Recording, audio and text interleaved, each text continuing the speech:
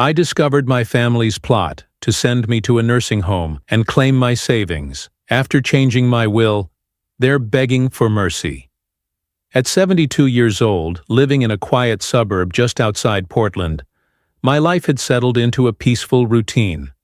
For decades, I had operated a small hardware store that provided a steady income, allowing me to raise a family and eventually retire with financial security. Selling the store had given me a comfortable savings account, ensuring I could live independently without burdening anyone. My health, while showing the natural signs of aging, was still quite good. I was fully capable of living on my own, managing daily tasks without significant issues. My 3 adult children, 2 sons and a daughter, had their own busy lives, occasionally visiting with their families. These visits were pleasant, filled with updates about grandkids and work, making me believe our family bond was strong and genuine. Recently, I hosted a small family gathering at my home. We shared dinner and friendly conversation, enjoying each other's company. Midway through the evening, feeling a bit stiff, I stepped outside for a brief walk around the neighborhood, something I did regularly to clear my mind and ease my joints. Upon returning, I noticed everyone gathered quietly in the kitchen, speaking in hushed voices. Curious, I paused near the slightly open front door to listen. What I overheard froze me in place. My eldest son was suggesting I needed to move into an assisted living facility sooner rather than later, emphasizing how it would simplify things for the family. My daughter quickly agreed, coldly mentioning how important it was to secure the inheritance promptly. Another voice, belonging to my younger brother, chimed in, suggesting I might soon become a burden, and they should settle the finances immediately. Stunned by their conversation, I quietly backed away, feeling hurt and betrayed. My own family seemed intent on putting me into a home prematurely, purely driven by financial motivations. I had never imagined they could view me as an inconvenience, standing between them and my life's savings. The betrayal stung deeply, especially recalling all the times I had financially supported each of them, helping with down payments, college tuition, and personal loans. That night was sleepless and painful. Repeatedly, their cruel words echoed in my mind, highlighting a deep-seated entitlement I hadn't recognized before. By morning, sadness shifted into determination. I realized I had to take immediate action to protect myself and my assets from their greed. Contacting my trusted attorney, Richard, whom I'd known for years, I explained everything.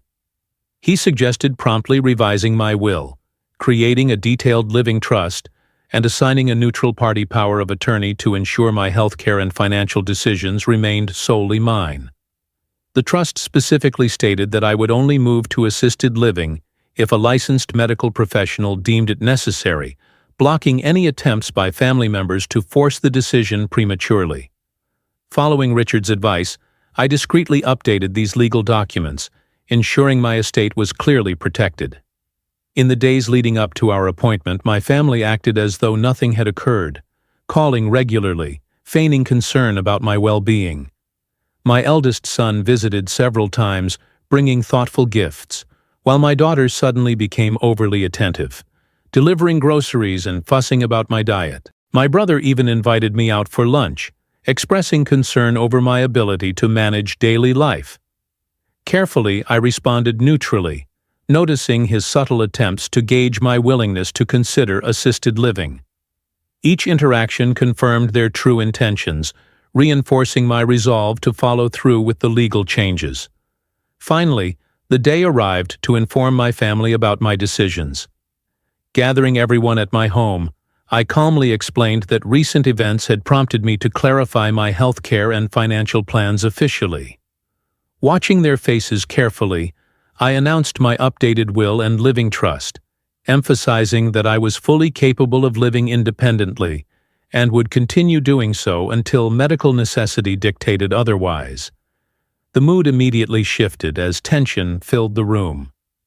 My eldest son aggressively questioned the sudden urgency, while my daughter and brother exchanged uneasy glances. Choosing transparency, I revealed what I had overheard during the recent family gathering. Silence filled the room as realization dawned, and excuses quickly followed. Each family member attempted to downplay or deny their intentions, but their discomfort spoke volumes. Firmly, I explained that trust had been deeply broken, and my legal changes reflected their genuine regard for my well-being rather than financial entitlement. Disappointment and anger were evident in their reactions, especially when they learned much of my estate was now earmarked for charities, and a distant relative who consistently showed genuine care. After this revelation, attempts at reconciliation quickly followed. My children and brother made numerous calls, sent gifts, and even arranged casual gatherings, hoping to repair our relationship and possibly reverse my decisions. Their apologies, however, consistently fell short, feeling superficial and motivated by financial concerns rather than genuine remorse. My daughter finally confessed financial struggles, admitting she had viewed my estate as a safety net. While sympathetic, I firmly reminded her that my savings weren't an entitlement to resolve her debts. My brother tried appealing to family loyalty, insisting blood relations deserved greater consideration than charities. Yet his arguments only reinforced their underlying greed, confirming my decision's necessity. The new legal arrangements remained steadfast. My attorney reassured me that these protections were secure, preventing anyone from overriding my clearly expressed wishes without medical justification. Knowing my autonomy was legally safeguarded brought significant relief, even as personal relationships remained strained. Over subsequent months, family interactions gradually shifted. Recognizing that financial manipulation was futile, they started engaging more authentically, focusing on genuine well-being rather than inheritance schemes. Whether this change reflected true understanding or resignation remained uncertain, but peace slowly returned to my life. Reflecting on this experience highlighted difficult yet valuable lessons about trust, family dynamics, and the importance of clearly defined legal protections. I had underestimated my family's capacity for greed and entitlement, assuming unconditional love and respect were inherent. The harsh reality forced me to confront painful truths, yet ultimately empowered me to secure my independence and dignity. Through deliberate and decisive actions, I reclaimed control over my life and estate, refusing to become a passive victim of familial greed. Though painful, setting firm boundaries clarified relationships, distinguishing genuine care from selfish manipulation. These experiences reinforced the necessity of proactive planning, especially regarding healthcare and financial security. Today, despite lingering emotional scars, I find comfort in knowing my autonomy is fully protected. My home remains mine, and my future choices are clearly documented and enforceable.